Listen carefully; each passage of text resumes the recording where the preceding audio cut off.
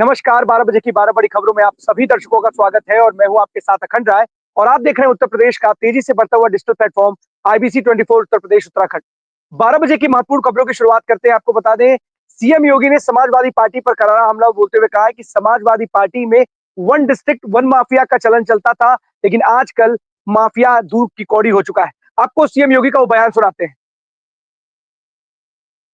Samajwadi party का नेता, आपका विधायक घोषणा करो ना, उस कमबख्त को निकालो पार्टी से और उसको एक बार यूपी भेज दीजिए, बाकी उपचार हम अपने आप करवा लेंगे। जो व्यक्ति छत्रपति शिवाजी महाराज की परंपरा पर गौरव की अनुभूति करने की बजाय लज्जा महसूस कर रहा हो और औरंगजेब को अपना नायक मान रहा हो, क्या उसको भारत के अंदर रहने का अधिकार होना चाहिए क्या? और समाजवादी पार्टी को इसका जवाब देना चाहिए। एक तरफ आप कुंभ को कोसते रहे और दूसरी तरफ औरंगजेब जैसे दुष्ट और क्रूर धर्मांध मंदिरों को तोड़ने वाले व्यक्ति को, भारत की आस्था को निर्ममता के साथ रौंदने का कार्य करने वाले व्यक्ति को महिमा मंडन करते हो। आखिर कौन सी नस ऐसी आपकी दबी हुई है कि आप लोग अपने उस व्यक्ति पर, उस विधायक पर नियंत्रण नहीं कर पा रहे हैं? वन डिस्ट्रिक्ट वन माफिया आपने पैदा किया था, आज माफिया नहीं है, दूर की कौड़ी हो चुकी है। गोरखपुर के सब माफिया तो पहले ही जा चुके थे, उनको पहले निपटा चुके थे। बाकी जो बचे खुचे थे उन सबको हम लोगों ने उनकी गति को पहुंचा दिया है। और हम लोगों का प्रयास था कि राम मंदिर बनने के पहले राम नाम सत्य है इन सब का हो जाए, लेकिन जो बचे थे समय के अंतराल में सब कुछ हो गया है। और आज मुझे बताते हुए प्रसन्नता है महोदय कि ये सब हम करने में सफल हुए हैं। पुलिस के रिफॉर्म हमने जो किए, पुलिस की सुविधाओं में जो बढ़ोतरी की, उनकी ट्रेनिंग को बेहतर की, ये वही प्रदेश था जहां पहले अपराधी दौड़ाता था, पुलिस भागती थी और पीछे अपराधी या माफिया उनको दौड़ाता था। माफिया के सामने सारे के प्रोटोकॉल फेल हो जाते थे। जो पुलिस पहले माफिया को सैल्यूट करती थी, आपने वो दृश्य भी देखा होगा, एक माफिया जिसने एक हाईकोर्ट के चीफ जस्टिस के काफिले तक को रोक दिया था, जिस माफिया के लिए 10-10 जजेस ने कोर्ट में किसी प्रकार की सुनवाई से इनकार कर दिया था, वही माफिया जब इस सरकार के समय पुलिस की गिरफ्त में आया तो पैंट उसकी गीली हो गई थी। ये वही सरकार है। पुलिस धमक से, शासन धमक से चलता है और वही धमक आज प्रदेश के अंदर माफिया के अंदर दिखाई दे रही है और उसका परिणाम भी। सीएम योगी को आप सुन रहे थे, जिस तरीके से समाजवादी पार्टी पर करारा हमला बोल रहे थे माफियाओं को लेकर के और औरंगजेब को लेकर के भी, क्योंकि जिस तरीके से समाजवादी पार्टी के जो महाराष्ट्र के अध्यक्ष है अबू आजमी विधायक है, जो उन्होंने औरंगजेब को लेकर के जो बयान दिया था, उन्होंने कहा था कि मैं उन्हें क्रूर शासक नहीं मानता हूं। उसके बाद राजनीति गर्मा गई थी और लगातार जो उनके कुछ लोग पक्ष भी रख रहे हैं और चाहे जेडीयू में भी, जिसमें बीजेपी के सहयोगी जेडीयू पार्टी है, उसके भी एक नेता ने औरंगजेब को लेकर के उसका बचाव किया है और कुछ उस तरह का ही बयान उन्होंने भी दिया है जैसा कि अब्बू आजमी ने दिया है। और यहाँ पर मुनव्वर राणा के बेटे ने भी ऐसा ही कुछ पोस्ट किया है। लगातार बीजेपी हमलावर है और इसको लेकर के अब्बू आजमी के खिलाफ हमला बोल रही है। और यही कारण है कि सीएम योगी ने जब अपने विधानसभा में जब अपना भाषण दे रहे थे, उन्होंने स्पष्ट कहा कि औरंगजेब को लेकर के जिस तरीके की दरियादिली समाजवादी पार्टी उनके नेता दिखाते हैं, अगर अब्बू आजमी यहाँ आए तो हम उनका इलाज कर देंगे। तमाम ऐसी बातें विधानसभा में उन्होंने कही और साफ तौर पर समाजवादी पार्टी उनके निशाने पर थी। माफिया को लेकर के बात हो या फिर औरंगजेब को लेकर के बात हो, क्योंकि जिस तरीके से उन्होंने बातें कही विधानसभा के पटल के अंदर, उन्होंने कहा कि उदाहरण दिया कि औरंगजेब का पिता जो था वो खुद कहता था, उसने अपनी जीवनी में लिखा है कि ऐसी औलाद किसी को भी ना हो, और ये लोग उसे महान बताने की कोशिश कर रहे हैं। तो कहीं ना कहीं समाजवादी पार्टी निशाने पर थी सीएम योगी के, और लगातार उन्होंने बहुत स्पष्ट और सधे हुए शब्दों में समाजवादी पार्टी पर हमला बोला था। अब आपको एक और खबर बताते हैं। सबसे बड़ी खबर है कौशाम्बी से आ रही है, जहां पर बब्बर खालसा इंटरनेशनल और आईएसआई से जुड़े हुए एक आतंकवादी को पंजाब पुलिस और यूपी एसटीएफ की मदद से गिरफ्तार किया है। आपको बता, एक बड़ी सफलता है।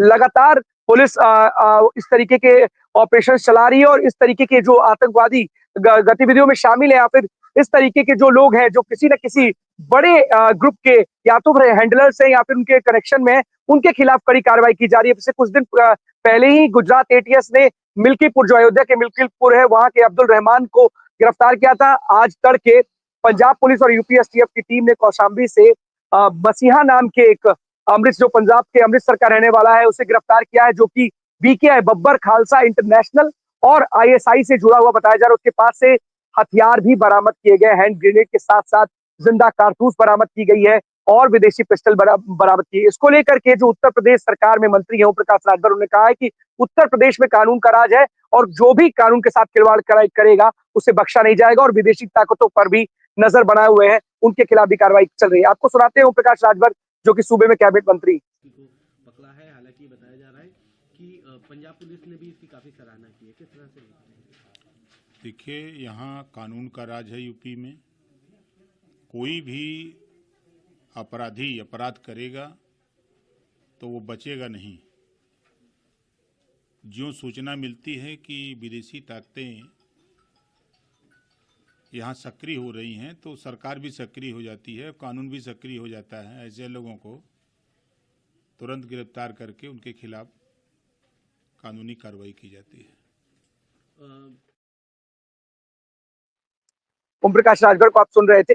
अब चलते हैं अपने सभी सहयोगियों के पास, एक एक करके हमारे साथी स्क्रीन पे जुड़ेंगे और जो आज की बड़ी खबरें उनके शहरों की है, उनके जिलों की है, वो बताएंगे।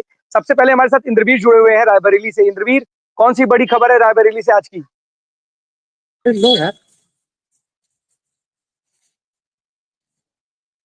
अखंड बता दूं आपको कि रायबरेली की सबसे बड़ी खबर है।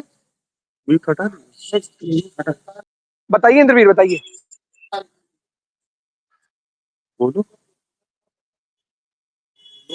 अखंड, आवाज आ रही है आपको?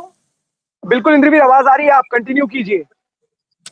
अखंड बता दूं कि मैं इस समय जो है मौजूद हूँ क्षेत्रीय कार्यालय जो है प्रदूषण रायबरेली में, जहां पे जो है सूबे के मुख्यमंत्री योगी आदित्यनाथ खुद जो है दिशा निर्देश देते नजर। जब अगर बात करें तो किस तरीके से पोल्यूशन को लेकर के मुख्यमंत्री खुद संजीदा है, और अगर बात करें तो जिला हो या प्रदेश के कोई भी अधिकारी हो, खुद से मॉनिटरिंग करते हैं और बीसी होती है। उसको लेकर के आज हम लोग एक खबर को लेकर के वर्जन लेने के लिए जो है यहाँ पे आए थे।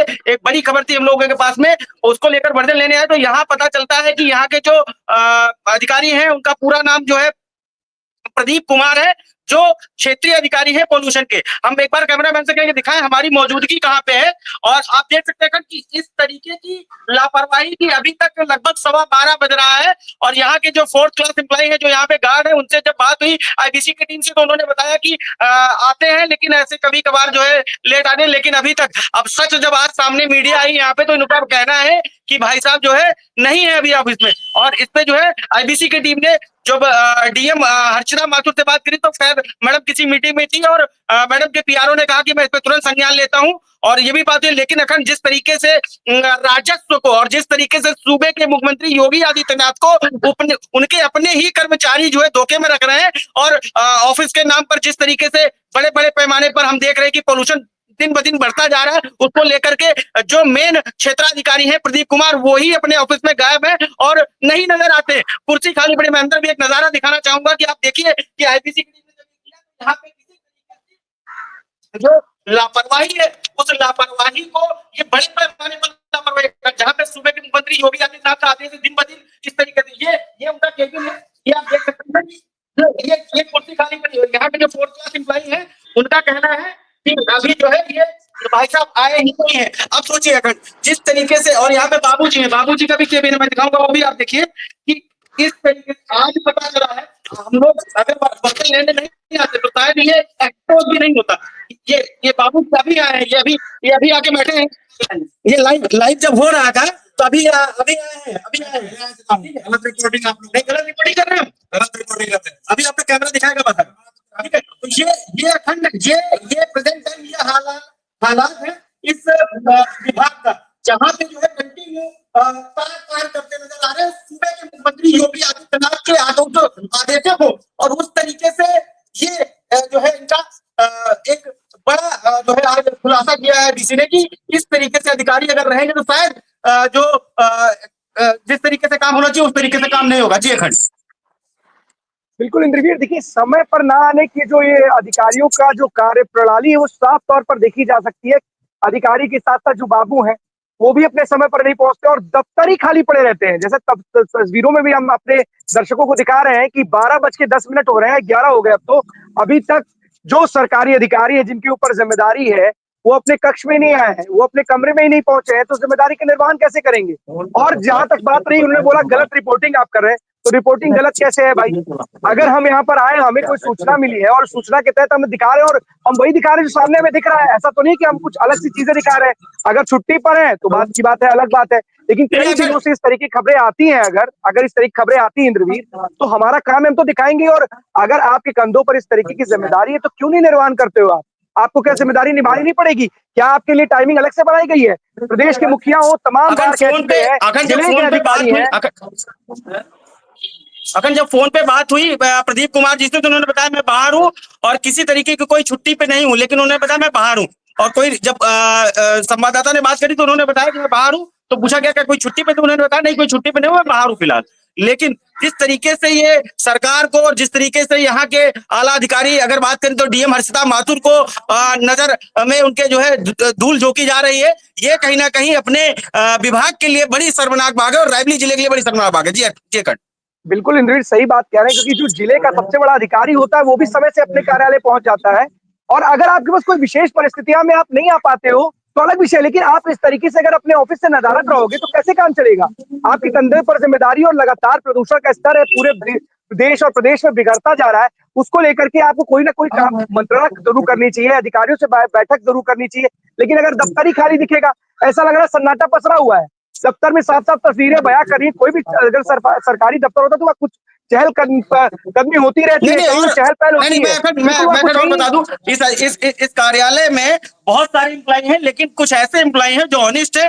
मैं सबकी बात नहीं करूंगा। जो बाबू जी भी बात कर रहे थे, हमारे सामने भाई साहब ने मोटरसाइकिल खड़ी करी, अगर इनके ऑफिस में सीसीटीवी कैमरा लगा है तो मैं गारंटी के साथ चैलेंज कर रहा हूं, टाइमिंग है हमारे पास, हमने उस टाइमिंग के साथ विजुअल के साथ इनकी रिकॉर्डिंग बनाई है बाहर खड़े होकर के। जो बाबूजी बैठ के दावा कर रहे हैं ना कि हम अपने हिसाब से पहले आ गए थे, मैं गारंटी दे रहा हूं अगर ये पहले की रिकॉर्डिंग दे देंगे मैं पत्रकारिता छोड़ दूंगा। लेकिन जिस तरीके से अगर ये बात कर रहे हैं लाइव में कि इस तरीके से नहीं हम पहले आ गए थे, यहाँ इनके यहाँ कैमरा लगा है तो इनको दिखाएं कि कितने बजे आए हैं, उनकी गाड़ियां कार्ड लेकर, शादी का कार्ड लेकर बैठे हुए हैं। देखिए वो कुछ भी ये धूर्तबाजी ये मीडिया को दिखा सकते हैं, मीडिया को दिखाएंगे।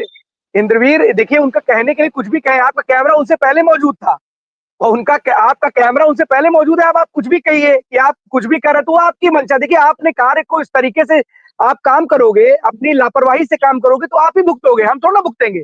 हम तो सही चीज आपको बता रहे हैं, आप अगर सुधर जाओगे तो ठीक है, नहीं सुधरोगे तो आपके ऊपर है। इस सरकार में तमाम ऐसे लोगों पर, ऐसे कर्मचारियों पर कार्रवाई होती जा रही है। हो सकता है आपका भी अगला नंबर हो, आपके ऊपर भी कार्रवाई हो। हम तो सही चीज दिखा रहे हैं, 100% कर्मचारियों के ऊपर 100% गाज गिरनी चाहिए और गाज गिरेगी और ऐसे कर्मचारियों को IBC 24 हमेशा एक्सपोज करके रहेगा। अगर आप अपने जो है मानकों पे और अपने जो आपके समय अनुसार ड्यूटी है उसको आप नहीं करोगे और संज्ञान में आएगा तो डेफिनेटली उसको हम दिखाएंगे।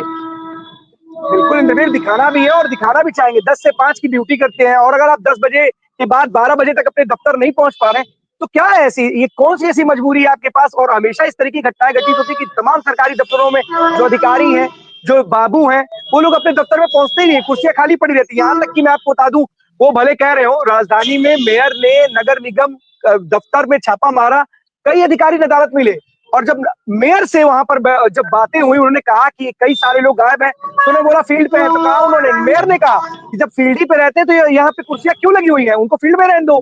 तो इस तरीके की चीजें आती हैं। अपने बचाव के लिए तमाम ऐसे दावे पेश किए जाते हैं, जैसा कि आपके लाइव कैमरे पर ही वो बोल रहे थे कि आप रिपोर्टिंग गलत कर, क्या रिपोर्टिंग गलत कर रहे हैं, हम सही चीज दिखा रहे हैं। अगर आपको कुछ रिपोर्टिंग गलत लग रही तो कहिए आप, और आप अपने समय से दफ्तर नहीं आएंगे तो क्या हम गलत दिखाएंगे? क्यों हमारा कोई आपसे कुछ अपने मन में मतभेद है कि हम आपको इस तरीके की चीजें दिखाएंगे?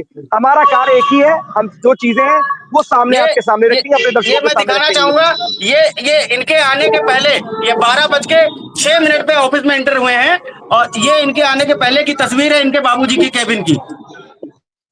और तो लाइव बिल्कुल लोकेशन इंद्रवीर, डेट टाइम के साथ है। बिल्कुल बिल्कुल इंद्रवीर, आप सही कह रहे हैं और हमें गर्व है आप लोगों पे, क्योंकि आप सच्चाई दिखाते हैं। अब जिसको जो कहना है वो कहे, वो तो अपना तर्क देंगे ही कि हम यहाँ पे नदारत थे, तो कुछ ना कुछ तो तुमको तर्क बहाना बनाना ही पड़ेगा। लेकिन आपने फिलहाल कार्य किया है, और जरूर एक बार और प्रदीप जी से बात करिएगा कि आखिरकार कब तक आप इस तरीके से ही अपनी कुर्सी से गायब रहेंगे, कैसे काम चलेगा। इंद्रवीर, बहुत बहुत धन्यवाद आपका इस तमाम जानकारी के लिए। आदर्श हमारे साथ जुड़े हरदोई से। आदर्श, कौन सी बड़ी खबर है हरदोई से आज की? जी अखंड जी, मैं बताना चाहूंगा कि अभी 2 दिन पहले हरदोई जिला कप्तान के द्वारा पर यहाँ पर एक अपील की गई थी कि जो भी बाइक सवार है वो हेलमेट को लेकर गाड़ी चलाएंगे, और वहीं पर आज यहाँ पर पुलिस एक्टिव भी नजर आ रही है। इससे पहले पब्लिक पर बात गिरने से पहले वो कप्तान साहब ने अपने पुलिस कर्मियों पर ही बात गिरी है। जो पुलिसकर्मी हेलमेट नहीं लगाए थे, उन करीब 10 पुलिसकर्मियों पर उन्होंने गाड़ी को चालान किया है। सभी गाड़ियों को 1,000 का पुलिसकर्मियों का चालान किया गया है। और आज हम इसमें सही में चौराहे पर खड़े हैं, यहाँ पर कुछ पुलिसकर्मी भी हमारे सामने खड़े हैं, यहाँ पर गाड़ियों का चालान कर रहे हैं। हम खुद आपको जाकर दिखलाएंगे कि देखिए ये ऑटो भी चेक कर रहे हैं, ये ऑटो वालों को भी चेक कर रहे हैं। और बाकी पीछे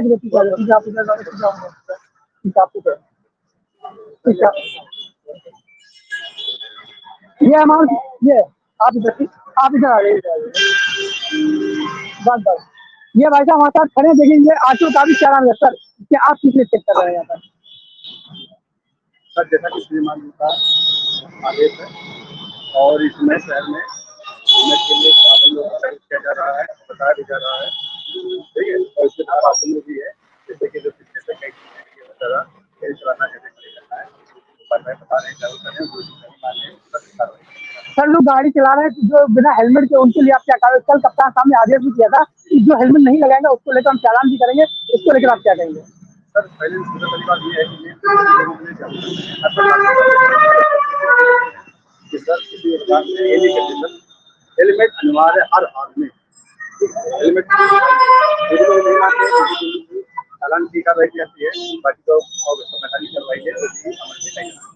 तो अगर यहाँ पर अगर कहीं ना देखा जाए कि हेलमेट को लेकर सीमा चौराहे पर काफी चेकिंग चल रही है, और जो भी दोपहिया वाहन है उनको रोका जा रहा है, उनके हेलमेट उनको हिदायत भी दी जा रही है कि जो दोपहिया वाहन है वो हेलमेट लगा के चले, और हेलमेट स्वयं लगाए, और जो पीछे सवारी बैठेगी उसको भी हेलमेट लगाने के लिए यहाँ पर कहा जा रहा है। और सबसे बड़ी बात बताएं, यहाँ पर कप्तान साहब ने और जो जिन 10 पुलिसकर्मियों को अभी चालान किया है, पहले उन्होंने अपने ही परिवार में चालान किया है, बाद में यहाँ पर ये होगा है। बहुत अच्छी बात है। हेलमेट के फायदे क्या है सर?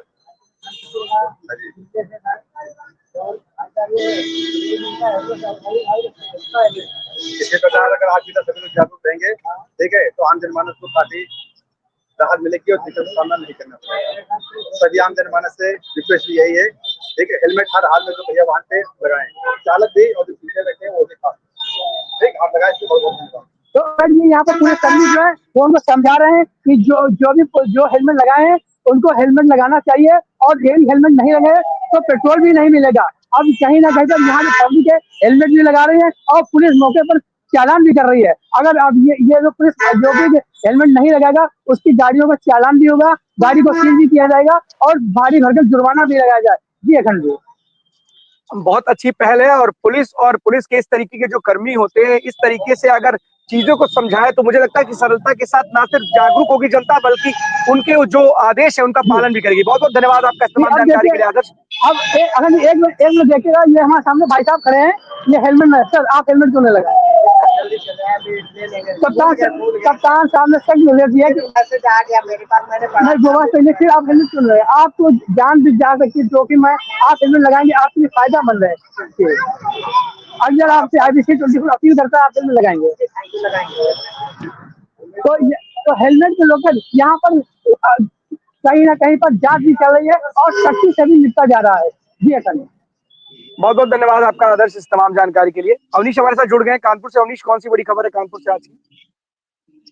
अखंड, कानपुर से 2 खबरें हैं। एक खबर यहाँ पर जो सांड़ थाना क्षेत्र पड़ता है वहाँ पर एक डिफेंस कॉरिडोर बनाया गया है, आपको जानकारी होगी। जिस तरीके से यहाँ पर कल जो अडानी ग्रुप के जो चेयरमैन है गौतम अडानी, वो अपने बेटे के साथ में यहाँ पर आए थे, और यहाँ पर उन्होंने नए कॉम्प्लेक्स का शिलान्यास किया है। और कहीं ना कहीं जो भी यहाँ पर बड़े बड़े जो राइफलें या कुछ बन रही है डिफेंस कॉरिडोर में, उनका उन्होंने उसको चला करके भी देखा है। तो सबसे बड़ी बात यह है कि जिस तरीके से डिफेंस कॉरिडोर में इस वक्त जो है कहीं ना कहीं सैन्य शक्ति को बढ़ाने का प्रयास किया जा रहा है, और लगभग जो आने वाला समय है, कहा जा रहा है कि 2 लाख गोले जो है सालाना यहाँ पर बन करके तैयार होंगे, जो कि कहीं ना कहीं जो हमारी सेना है उनको उपलब्ध कराए जाएंगे। तो एक बड़ी एक सुरक्षा व्यवस्था के साथ में डिफेंस कॉरिडोर में कार्य हो रहा है। और सबसे बड़ी बात यह है कि जिस क्षेत्र में डिफेंस कॉरिडोर बनाया गया, उस क्षेत्र का जो है विकास लगातार बढ़ रहा है, और यहाँ पर लगातार जो ग्रामीण क्षेत्र है उसको समाप्त करते हुए वहां पर चौड़ी चौड़ी सड़कें और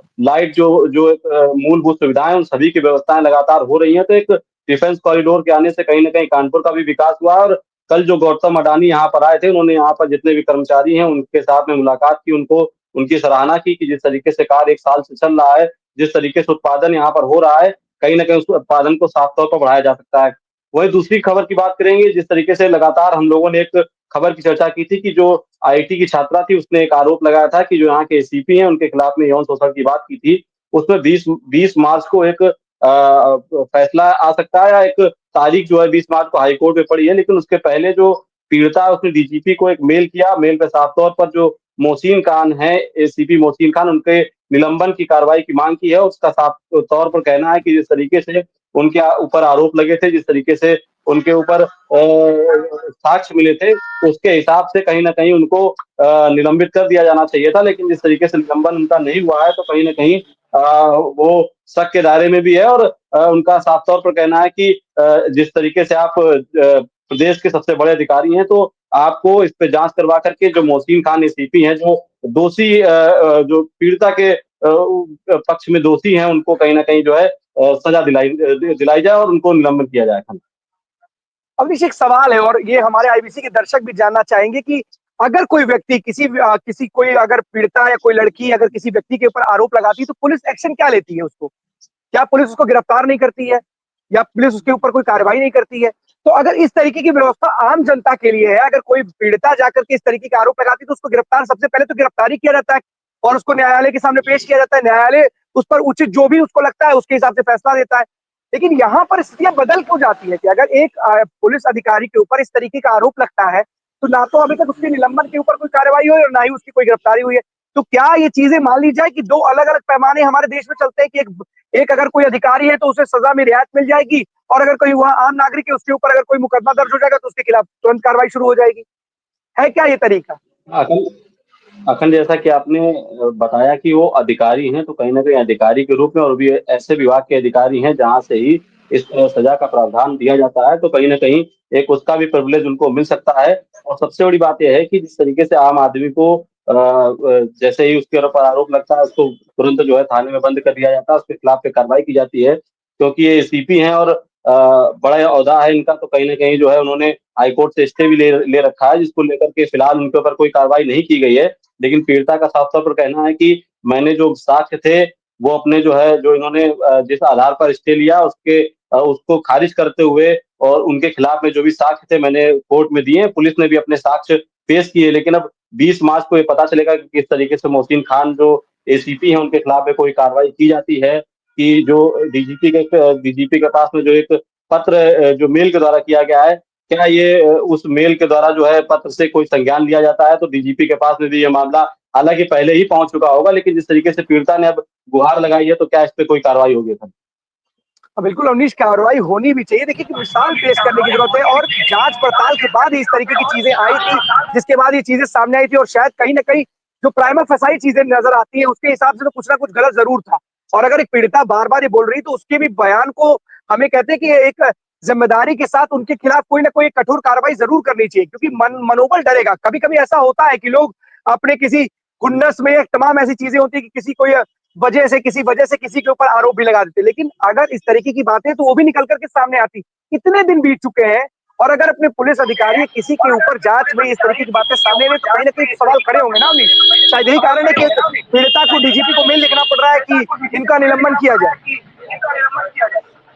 बिल्कुल बिल्कुल सही बात है अखंड। और एक सबसे बड़ी बात है कि एक देश का एक बड़ा संस्थान है आईआईटी कानपुर, और कहीं ना कहीं वहाँ के छात्र होने का भी कहीं ना कहीं सबको गर्व होता है कि अगर वहाँ का कोई छात्र बनता है तो उसमें एक एक खुद में गर्व होता है। तो एक बड़ा पद होने, एक उसको भी एक कहीं ना कहीं बड़ा पद या बड़ा ओहदा माना जा सकता है कि जिस तरीके से अच्छी शिक्षा के बाद में आईआईटी में सिलेक्शन होने के बाद में कहीं ना कहीं, और वो पीएचडी छात्रा थी, और कहीं ना कहीं जो है पीएचडी जो व्यक्ति कर रहा होता है खुद में डॉक्टरेट हो जाता है, तो एक बड़ा पद उसको ही माना जा सकता है। उसके बाद भी एक महिला होने के बाद अगर इस तरीके से आरोप लगाया गया, और कई सारे साक्ष्य भी आईटी ने भी सबमिट किए थे, और कई सारे साक्ष्य जो दिए गए हैं उसके खिलाफ कार्रवाई जरूर करनी चाहिए, लेकिन किस तरीके की कोई मजबूरी है, किस तरीके की पुलिस विभाग में कोई ऐसी समस्या है कि जिसको लेकर के कार्रवाई नहीं की जा रही। लेकिन जिस तरीके से कार्रवाई की बात भी सामने आ रही थी, लेकिन मोहसिन खान ने जिस तरीके से स्टे ले लिया था, वो कहीं ना कहीं जो है पुलिस के पास में भी एक मजबूरी बन गई है कि वो अगर कोई कार्रवाई करना भी चाहे तो क्योंकि कोर्ट के आदेश के आगे वो कार्रवाई नहीं कर सकते हैं। तो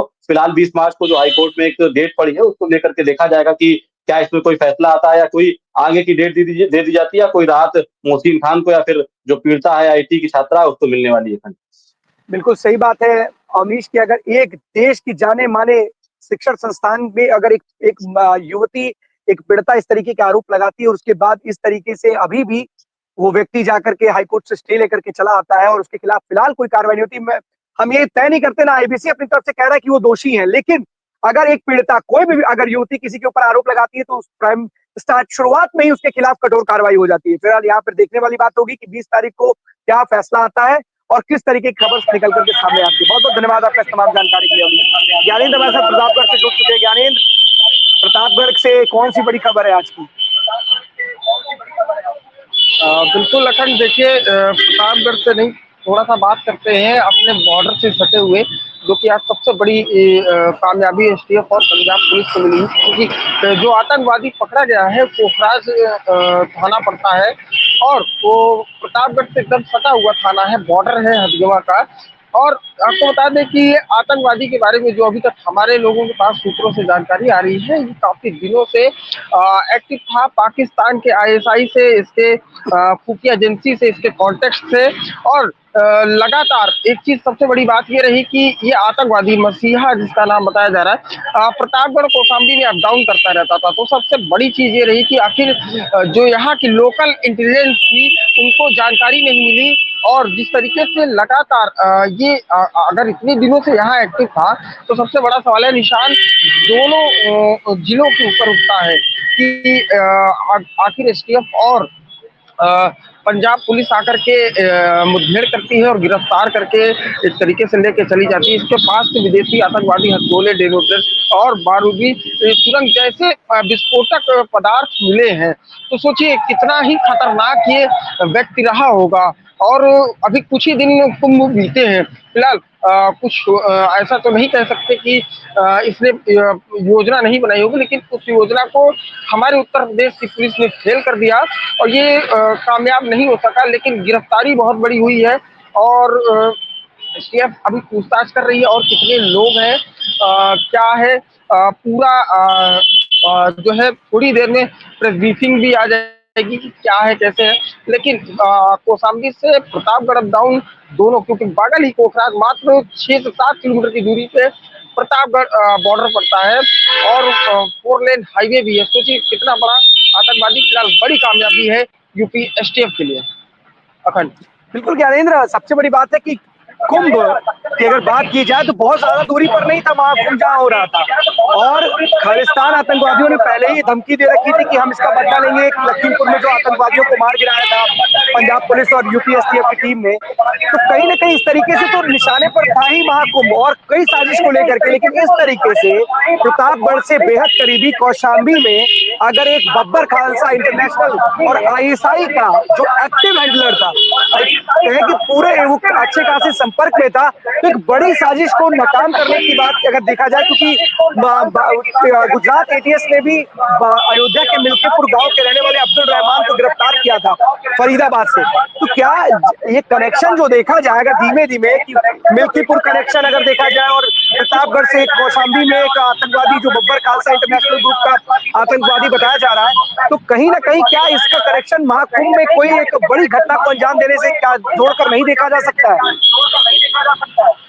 बिल्कुल, देखिए अखंड, अभी कुछ भी कहना जल्दबाजी होगी, अभी तक कोई भी आधिकारिक बयान नहीं आया है। लेकिन सबसे बड़ी चीज ये है कि विदेशी पिस्तौल, कारतूस और भारी मात्रा में विस्फोटक पाउडर मिलना, तो ये एक बड़ा सवाल निशान खड़े होते हैं कि इतने दिनों से जो है पंजाब के आधार कार्ड पे पंजाब का रहने वाला था ये बब्बर खालसा का, जो पकड़ा गया है पंजाब के कुर्रियान एक क्षेत्र है वहां का रहने वाला था, आधार कार्ड भी वहां का था आखिर। हाँ बिल्कुल, देखिए आप सबसे बड़ी चीज ये है कि सबसे अगर कोई व्यक्ति बाहरी है और खास तौर पे स्टेट का बाहर है तो ये यूपी पुलिस की एक जांच बैठती है कि अगर कोई आपके यहाँ किराए पे रहने आ रहा है तो आप उसका वेरिफिकेशन कराते हैं, ना कोई ऐसी वेरिफिकेशन। अब वो इतने दिन कहाँ रह रहा था, सबसे बड़ी चीज ये एक क्वेश्चन मार्क बनता है कि आपके कौशाम्बी में कोई रहने आया है या कोई बिजनेस ही करने आ रहा है, क्योंकि कौशाम्बी भी एक तीर्थ स्थल के रूप में कड़ा धाम है, काफी चीजें हैं वहाँ पे घूमने लायक,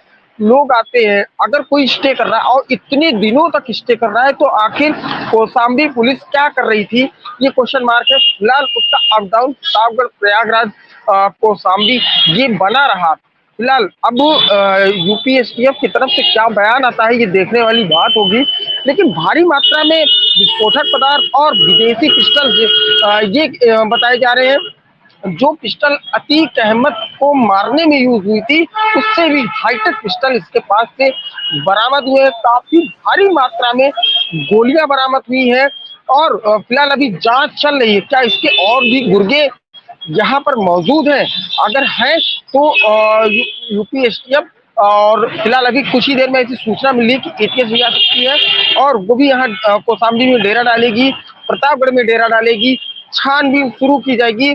ये कितने कितने लोगों से कहाँ कहाँ कब कब मिला है इसकी जांच होगी और ये जहाँ रह रहा था उनसे भी जो है पूछताछ की जाएगी। फिलहाल अभी ये जांच का विषय है, कोई भी आधिकारिक बयान नहीं आया है, तो जल्दबाजी होगा कुछ कहना।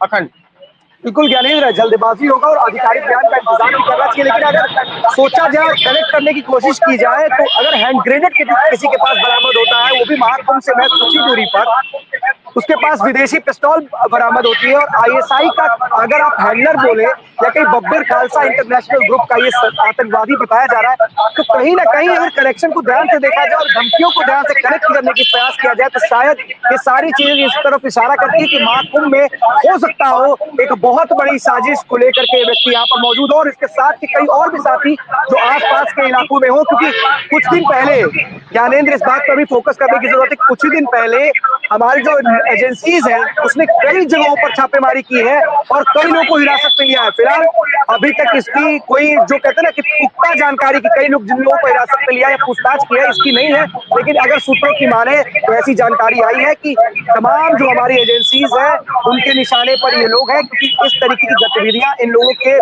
क्योंकि तमाम ऐसे करेक्शंस आते हैं और पूछताछ में खुलासा भी हुआ है कि ऐसे ऐसे लोग हैं, तो पुलिस एजेंसीज मिलकर काम कर रही है और मुझे लगता है आने वाले वक्त में और कुछ लोग पुलिस के हिरासत में और एजेंसीज के हमारे गिरफ्त में होंगे। क्या नहीं बिल्कुल, देखिए अखंड बिल्कुल सही कहा आपने कि खुफिया एजेंसीज अपनी जो है चाहे वो रॉ की बात करें या आपने सीएफ की लगातार सर्विलांस टीम की बात करें, जितनी भी सर्विलांस टीम हो हर एक व्यक्ति के ऊपर जो उनके रेडार्स पे है, चाहे वो छोटे अपराधी हो, चाहे वो बड़े गैंगस्टर्स हो, चाहे वो माफिया ही क्यों ना, चाहे आईएसआई जैसे ही व्यक्ति क्यों ना हो, हर वक्त उनको रेडार पे रखी रहती है। और खासतौर पे ऐसा वक्त था कि उत्तर प्रदेश नहीं पूरे देश के लिए सबसे बड़ा वक्त था। पोखराज से मात्र 22 से 24 किलोमीटर की दूरी है महाकुंभ की, प्रयागराज की 22 से 24 किलोमीटर की दूरी पे एक इतना बड़ा आतंकवादी जो कि फुल लोडेड हो हैंड ग्रेनेड के साथ, विस्फोटक पाउडर के साथ, तो ये सर्विलांस टीम लगातार एक्टिव रही। फिलहाल ये उत्तर प्रदेश पुलिस की ही कामयाबी रही कि ऐसा नहीं होगा कि वो महाकुंभ नहीं गया होगा, घूमा टहला नहीं होगा, उसने पूरा बकायदा एक तरीके से जो हमारे पुलिस सूत्र बता रहे हैं कि उसने पूरा बकायदा घूमा है, लेकिन उसकी हिम्मत नहीं पड़ रही थी कि मैं अंदर जो है ये सारे जो विस्फोटक पदार्थ है अंदर ले जा सके। तो ये अपने यूपी पुलिस की एक कामयाबी रही, ये अपने उत्तर प्रदेश के मुखिया की एक कामयाबी रही कि इतने कठोर रूप से उन्होंने पूरे महाकुंभ को बिताया, कोई भी एक छोटी सी घटना नहीं घटित हो सकी। मैं आपको बता दूं कि मोटरसाइकिल तक वहां चोरी नहीं हो पाई उस मेले के अंदर से। तो ये उत्तर प्रदेश पुलिस की कामयाबी रही कि इस 45 दिन के इतने बड़े आयोजन को उन्होंने किया और छोटी मोटी जो भगदड़ जैसी घटनाओं को हटा दें तो ऐसी कोई घटना नहीं घटी थी। हाईटेक पूरे महाकुंभ को रखा गया और इसकी हिम्मत नहीं पड़ी कि इस महाकुंभ के अंदर इंटर कर सके ये बब्बर खालसा जैसे। हाँ, धमकियां जरूर दी गई थी कि महाकुंभ का आयोजन नहीं होने दिया जाएगा। उसके बाद एटीएस समेत तमाम खुफिया एजेंसी एक्टिव हुई। हर एक फुटेज को देखा जाता रहा। एआई कैमरों से पूरे लैस रहे पूरे महाकुंभ। प्रयागराज नहीं पूरा लैस रहा। प्रयागराज के बॉर्डर से पूरा लैस रहा। हर एक शख्स की नजर रखा गया। फिलहाल अभी भी इनके जैसे कई आतंकवादी पूरे इंडिया में घूम रहे हैं। खुफिया एजेंसियों की नजर उन पे बनी हुई है। और फिलहाल मैं बात करूं तो बहुत ही दूरी पे नहीं महाकुंभ से मिला है। तो अब खुफिया एजेंसी की नजर अयोध्या की ओर जरूर मूव करेगा, क्योंकि वो भी एक तीर्थ स्थल है और राम का दरबार है। तो खुफिया एजेंसी की अब नजर सीधे अयोध्या की ओर घूमेगी। वहां पे भी एसटीएफ और एटीएस एक्टिव हो चुकी होगी, क्योंकि अगर बात करें तो और जहां ये मिला है आतंकवादी, ये रामगमन मार्ग कहलाता है। ये सीधे चित्रकूट की ओर जाता है। तो रामगमन मार्ग पे मिल जाना इतने बड़े आतंकवादी का, तो एक बिल्कुल चित्रकूट से लेकर के अयोध्या तक पूरी एटीएस और यूपी एसटीएफ एक्टिव हो चुकी होगी। अयोध्या पूरा एक तरीके से सर्विलांस जोन में एक्टिव हो चुका। हमारे साथी अपूर्व पाठक भी जुड़े हैं और फिलहाल अब और भी लोगों के पकड़ने की बात कही जा रही है। सर्विलांस टीम एक्टिव है। अखंड बिल्कुल देखिए ज्ञानेंद्र, मैं इसी पे अपूर्व बताइए। देखिए ज्ञानेंद्र, मैं बताना चाहूंगा जिस तरीके से मैं बताना चाहूंगा कि अयोध्या की जो सुरक्षा व्यवस्था है वो कहीं ना कहीं चाक चौबंद शुरुआत से ही रही है। और अगर बात करें तो 5 किलोमीटर पहले से ही अगर कोई व्यक्ति या श्रद्धालु दर्शन के लिए आता है तो उससे पहले ही उसके आधार कार्ड देखे जाते हैं, गाड़ियों की जो एंट्री होती है उसके बाकायदा नंबर लिखे जाते हैं। तो जो सुरक्षा व्यवस्था है वो कहीं ना कहीं अवैध किले के रूप में यहाँ पे शुरुआत से ही रही है। जब से राम मंदिर मुद्दा का हल हुआ है उसके पहले से भी लगातार प्रशासन यहाँ पे एक्टिव मोड पे रहा है। कल मैं शाम की बात करूं तो जैसे ही कौशाम्बी से आतंकी पकड़ा गया तो उसके बाद यहाँ भी लगातार लोगों से पूछताछ, जो लोग इकट्ठा होकर बात कर रहे थे उनसे ही पूछताछ, तो लगातार जो कार्रवाइयां हैं वो चल रही हैं।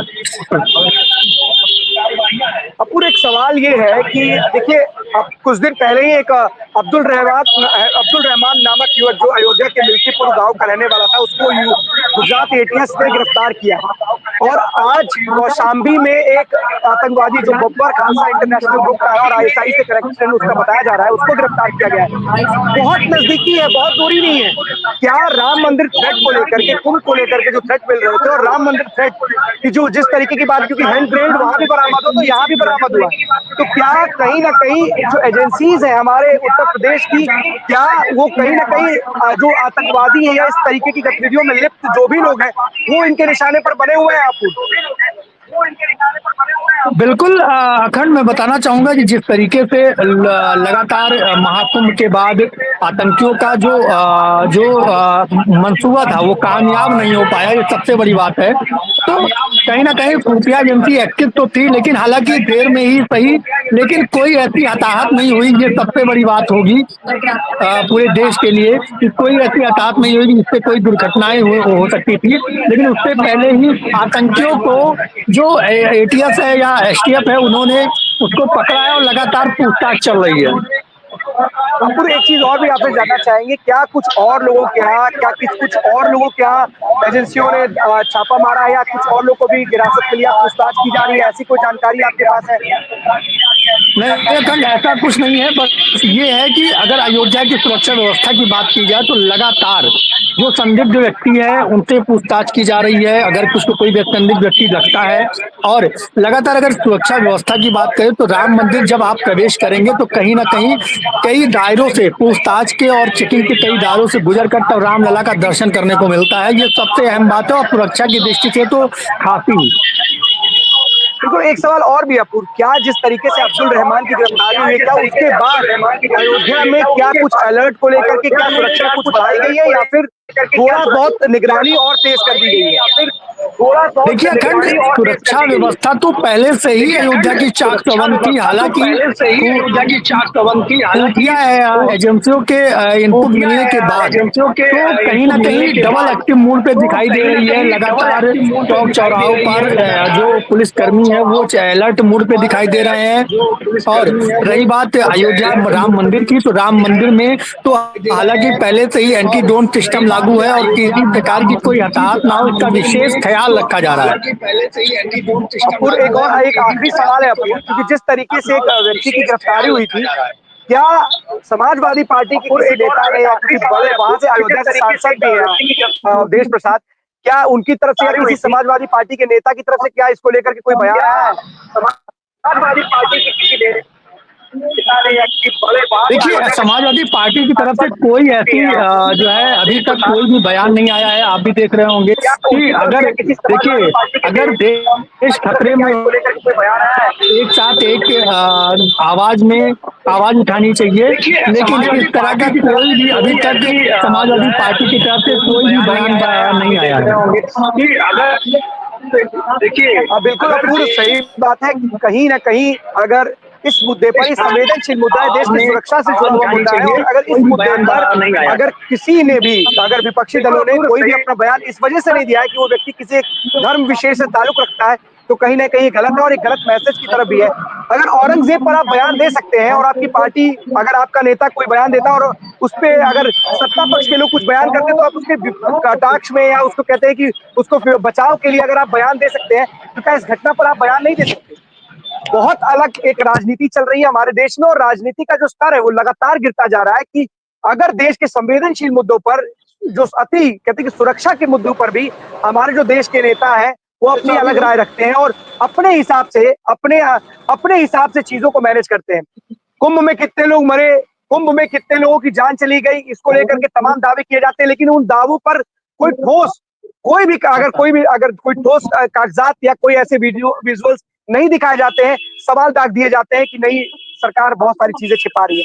लेकिन अगर सरकार चीजें छिपा रही है तो क्या अगर आपकी तरफ से या अगर किसी व्यक्ति की तरफ से या इस देश की सुरक्षा के साथ खिलवाड़ करने वाले लोग अगर किसी धर्म विशेष से जुड़े हैं तो क्या आप इस वजह से अपना मुंह बंद कर लेंगे? आप उस पर कोई अपनी प्रतिक्रिया नहीं देंगे? इस तरफ ये जा रहा है। और देश की सुरक्षा, क्या उस कुंभ में अगर यही आतंकी जो अब्दुल रहमान है, अगर ये आतंकी कुंभ में इस किसी घटना को उसने अंजाम दिया तो कितने लोग की जान जाती, इसके लिए जिम्मेदार कौन होता है? क्या इस पर सवाल आप नहीं पूछोगे? क्या आप इस पर अपनी कोई प्रतिक्रिया नहीं दोगे?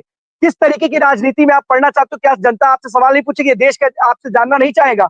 राजनीति करने के मतलब इस लेवल पर आप पहुंच चुके हैं कि आप लोग किसी को भी किसी पैमाने पर आप खड़े नहीं उतर रहे। तो अब किस दिशा में राजनीति जा रही है? क्या समाजवादी पार्टी देश की सुरक्षा को छोड़ करके अपने बयानों के लिए, या कहते कि जिसका कोई मतलब नहीं है, हम ये कहते हैं इस मुद्दे पर भी, औरंगजेब के मुद्दे पर शांति बना लेनी चाहिए थी, क्या मतलब था उसको तूल पकड़ाने का, उसका बचाव करने का? सपा मुखिया अखिलेश यादव खुद फ्रंट फुट पर आकर के बचाव कर रहे हैं और खुद पोस्ट कर रहे हैं, लेकिन इस मुद्दे पर उनका एक भी रिएक्शन, एक भी पोस्ट नहीं आता है। कारण क्या है? बिल्कुल अखंड, लगातार आप देखिए जब से अब्दुल रहमान जैसा आतंकी शुरुआती दौर में पकड़ा गया जो है वहां से, और मिल्कीपुर का रहने वाला है, तब से भी लेकर और आज कौशाम्बी में जब पकड़ा गया तब से कोई भी समाजवादी पार्टी के किसी भी जिले से या प्रदेश स्तर की बात की जाए तो कोई भी बयानबाजी नहीं। हालांकि ये देखिए जो है पूरे देश की सुरक्षा की बात है, इस पे एकजुट होना चाहिए और एक आवाज में अपनी आवाज को बुलंद करना चाहिए, क्योंकि ये देखिए कोई राजनीतिक मुद्दा नहीं है, ये देश का मुद्दा है और देश के साथ सभी खड़े होने चाहिए, ये मेरा अपना मानना है। बहुत सही बात आपने कही कि देखिए देश की सुरक्षा और देश की एकता और अखंडता की बात है। यहाँ पर किसी इस तरीके की मत और कहते हैं कि अलग अलग अपने हिसाब से चीजें नहीं चलती है। अगर देश का दुश्मन सबका दुश्मन होना चाहिए, क्या उसको किसी चीजों में बांट लेंगे आपकी? अगर क्या आप लोग तमाम तरीके की बात करते हैं, संत योगी भगवा सब पर लेकर के आपके बयान आते हैं, लेकिन अगर इस तरीके से एक आतंकी अगर सम्मिलित होता है और इस तरीके की बातें निकल करके सामने आती है तो उस पर आपकी कोई बयान नहीं निकलते, आपके मुंह में दही जम जाती है। कारण क्या है? क्या आपको दोहरे मापदंड वाला लोग नहीं बोलेंगे? आपको तो समाज के एक बहुत आप करता धरता मुख्य विपक्षी पार्टी और देश की तीसरी सबसे बड़ी पार्टी है आप, तो आपको तो खुलकर इस पर अपने बयान देने चाहिए थे। आपको कुछ ना कुछ आकर के जरूर करना चाहिए कि देश की संप्रभुता, एकता, इन सबको कहीं ना कहीं चोट ना पहुंचे। अगर वहां पर इस तरीके की कोई बड़ी घटना को अंजाम दे दिया होता इस आतंकी ने, तो क्या उसमें देश के लोग, हमारे नागरिक नहीं मारे गए होते? क्या कुंभ में भगदड़ के दौरान मारे गए लोगों के बारे में पूछने के लिए आपके पास समय है, लेकिन इस तरह की घटना को कोई अंजाम देने वाला व्यक्ति है उसको पूछने के लेकर के आपके पास कोई समय नहीं है?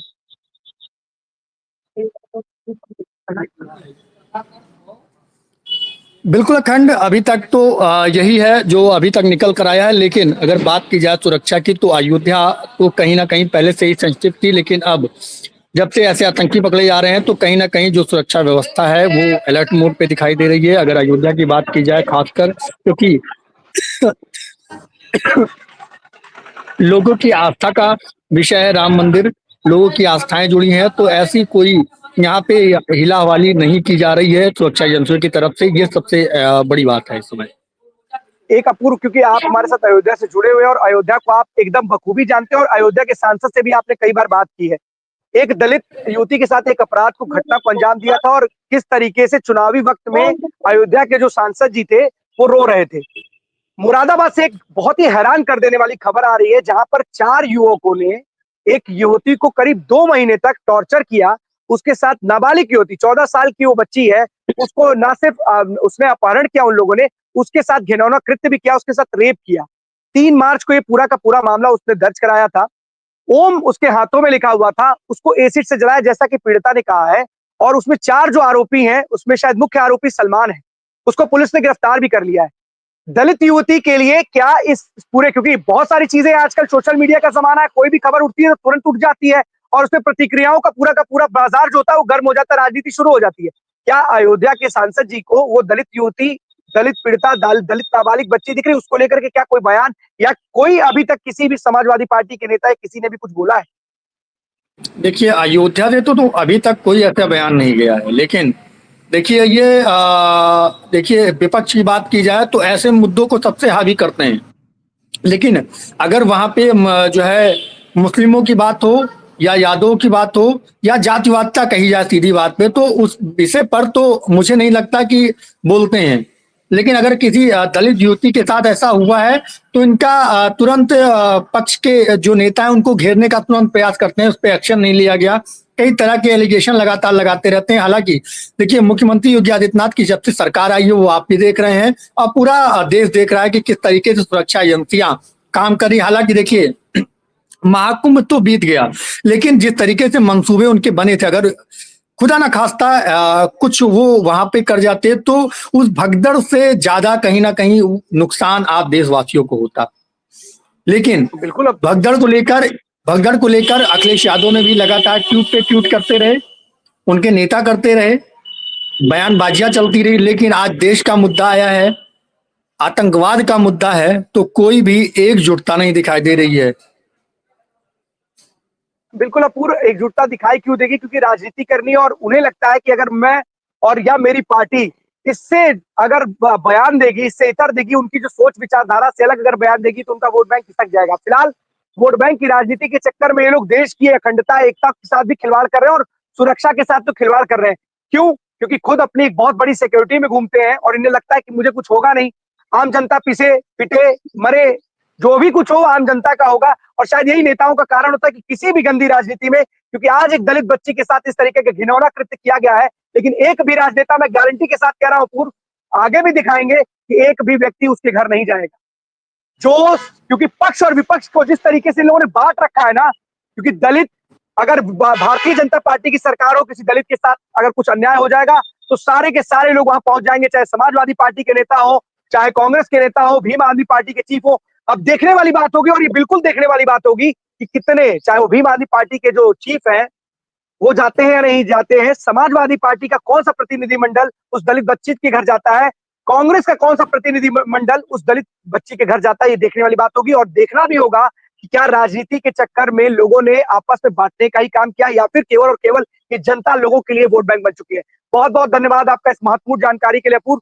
देश की जनता और देश की एकता और अखंडता को खंडित करने वाले ये राजनेता अपनी राजनीति के चक्कर में देश की सुरक्षा को भी भूल गए हैं और इन सबको ये लगने लगा है कि हमें इस देश के साथ नहीं, हमारा विकास हमारा होना चाहिए, हमारे परिवार का विकास होना चाहिए। देश का विकास हो या ना हो, देश की जो संप्रभुता है, एकता है, वो बनी रहे या ना बनी रहे, बस हमारा कल्याण होना चाहिए, हम सत्ता में बने रहें और सत्ता में बने रहने के लिए हम चाहे हमें कुछ भी करना पड़ा हम करेंगे, हमें अगर आतंकवादियों का भी समर्थन करना पड़ा तो हम करेंगे।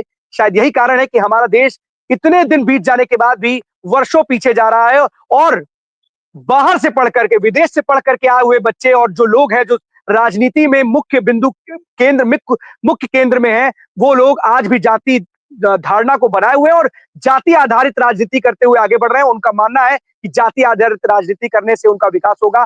फिलहाल देश को गर्त में ले जाने के लिए नेताओं को बहुत बहुत धन्यवाद। ये देश के नेता नहीं, देश की अखंडता और संप्रभुता को खत्म करने वाले वो नेता है जो आने वाले समय में खुद को और अपने पूरे देश के लिए कसूरवार होंगे। तो 12 बजे 12 बड़ी खबरों में आज के लिए बस इतना ही। कल हम आपके सामने फिर से होंगे हाजिर, तब तक के लिए दीजिए हमें इजाजत। धन्यवाद।